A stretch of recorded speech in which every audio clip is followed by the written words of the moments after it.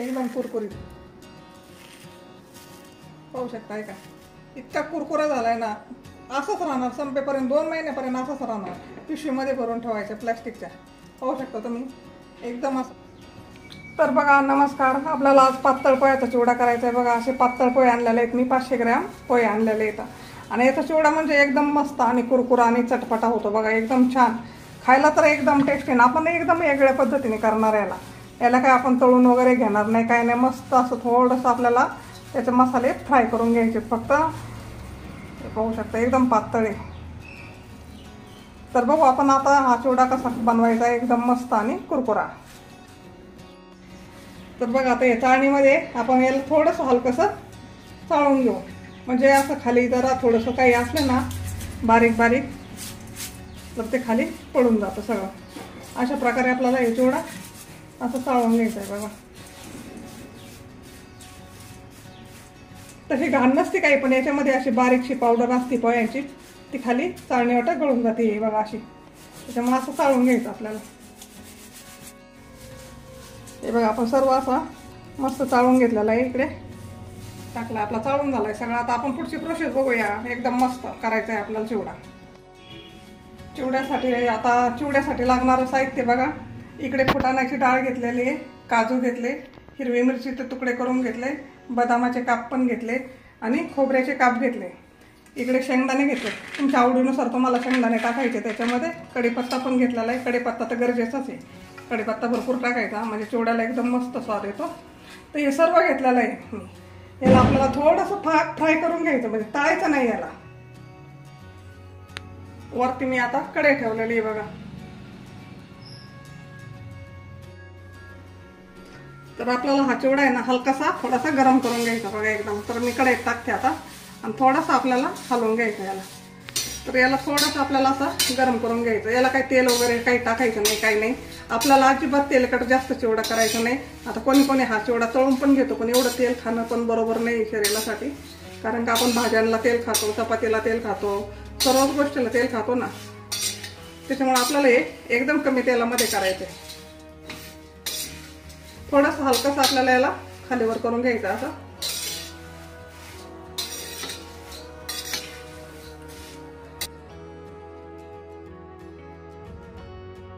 टाकली काढून घेऊ परत.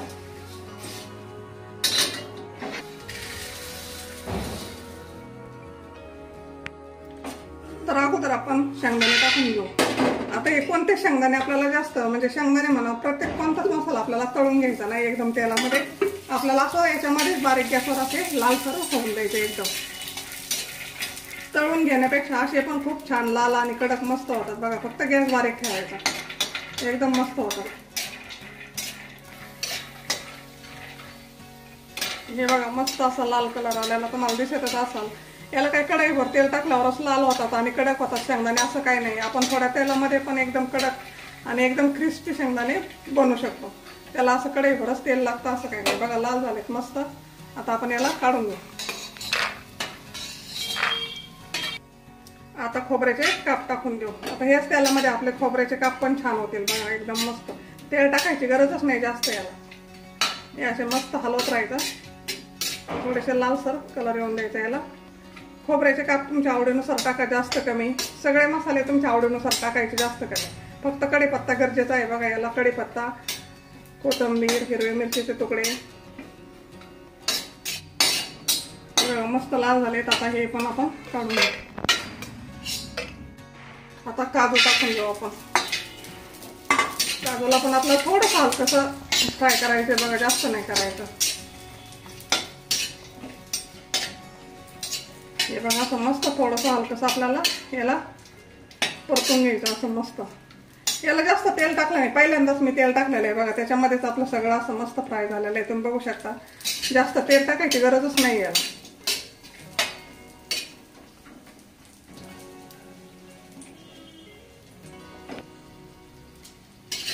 आता आपण काजू पण काढून घेऊ. हे बदाम पण आपण याच्यामध्ये टाकून घेऊ. याला पण थोडंसं आपल्याला हलकंसं असं हलवून घ्यायचं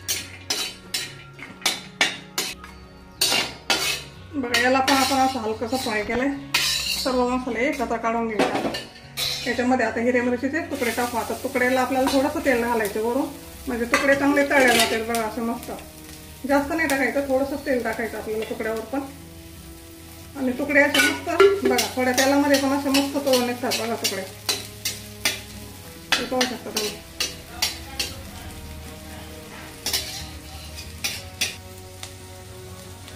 हे बघा तुकडे पण मस्त असे तळून निघलेले इथं छान एकदम.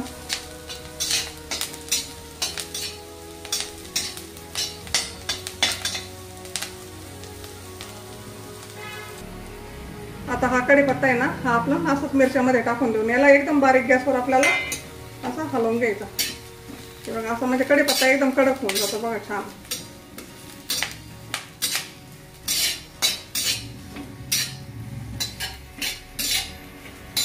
हलवत राहायचं सारखं, म्हणजे कढीपत्ता एकदम कडक होऊन आपण त्याच्यावर थोडीशी तेलाची धार टाकू.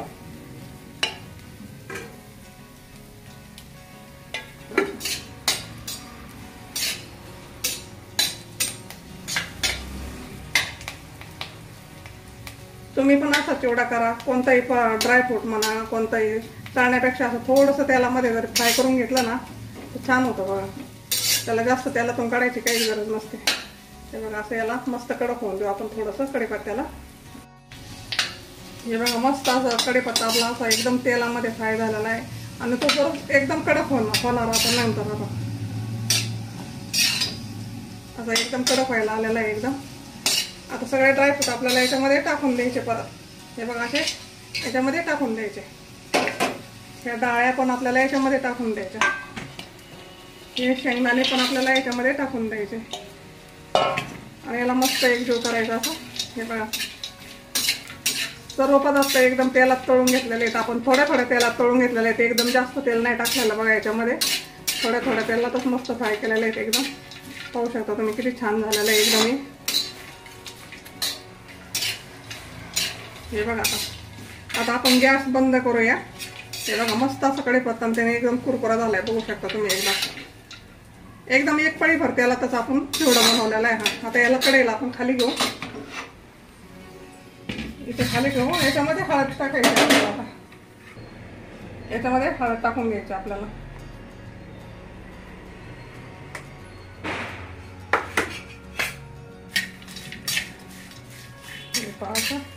हळद टाकल्यानंतर असं कालून घ्यायचं आणि आपला हा चिवडा आहे ना हा याच्यामध्ये टाकून द्यायचा आपल्याला. हे बघा असं चवीनुसार मीठ टाकायचंय. कोथिंबीर घेतलेली बारीक चिरून आपल्याला ती पण घालायची याच्यावर आणि मस्त याला असं हलवून घ्यायचं आपल्याला.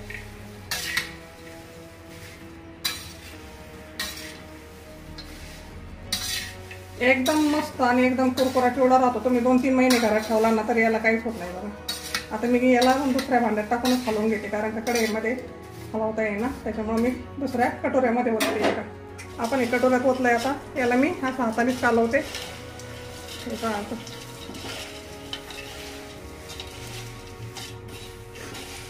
एक नंबर लागतो खायला. पाहू शकता तुम्ही एकदम भन्नाट झालाय बघा एकदम मस्त. आणि एकदम तेलात कमी तेलामध्ये आपण अजिबात तळून घेतलेला नाही चिवडा. पाहू शकता तुम्ही. हे बघा मस्त असं एक जीव आपण कालवून घेतलेला आहे बघू शकता तुम्ही. दिसतं ते नाही छान एकदम मस्त आणि एकदम कमी तेलामध्ये असा. पाहू शकता तुम्ही अजिबात तेलकट नाही. आपण फक्त थोडंसं तेल टाकलेलं आहे, एक पळीभर तेल टाकलेलं आहे चिवडा तळण्यासाठी. झाला का नाही मस्त एकदम बघा. आणि हा चिवडा आहे ना तुम्ही 2 महिने जरी घरात ठेवला ना तर हे नरम बिरम अजिबात पडत नाही. फक्त तुम्ही एखाद्या प्लॅस्टिकच्या पिशवीमध्ये ठेवून द्यायचा. डब्यात जर ठेवला ना डब्यामध्ये तर हा नरम पडतो बघा. त्याच्यामुळे प्लॅस्टिकच्या पिशवीत ठेवायचा. कवर पण ठेवा तुम्ही, अजिबात नरम पडणार नाही. संपेपर्यंत कुरकुराच राहणार बघा हा चिवडा. नक्की आणा असा करून बघा चिवडा आणि खा. एकदम कुरकुरा, एकदम कमी तेलकटाने, एकदम पौष्टिक बघा. एकदम हेल्दी आहे. कोणी पण खाऊ शकते याला, कोणी पण बनवू शकते. एवढा सोपा आहे करायला. त्याच्यामुळे नक्की करा. सांगा कसा झालाय तो आणि सबस्क्राईब पण करा. हे पाहू शकता तुम्ही एकदम मस्त आपला असा पातळ पोह्याचा चिवडा तयार आहे. तो तुम्ही महिनाभर ठेवा घरात किंवा 2 महिने ठेवा. हे बघा एकदम कुरकुरीत पाहू शकता. का इतका कुरकुरा झालाय ना, असंच राहणार संपेपर्यंत 2 महिन्यापर्यंत असंच राहणार. पिशवीमध्ये भरून ठेवायच्या प्लास्टिकच्या. पाहू शकता तुम्ही एकदम असा कुरकुरा झाला एकदम. हे बघा